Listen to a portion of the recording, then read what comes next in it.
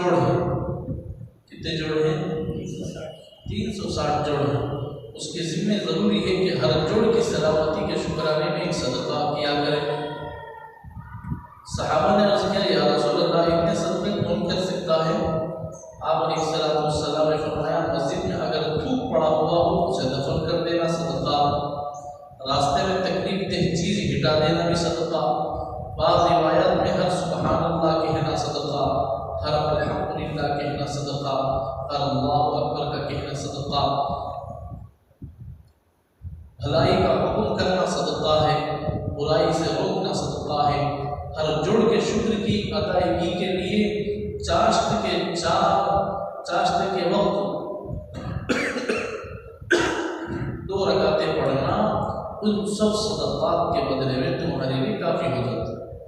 چاشت کے وقت میں 2 رکعت نماز پڑھ لیے تو 360 جوڑ کا جو صدقہ ہے اللہ اس کے برابر کافی کر دیتا ہے. برابر کر. اب 360 جوڑ کا تو کون صدقہ کرے گا؟ 1 روپے ایک صدقہ کرنے میں 360 یہاں دیتے سو 190 200 روپے مزدوری. ابھی روزانہ 150 روپے خرچہ لینا پڑے گا نا صدقہ کرنا ہوتا.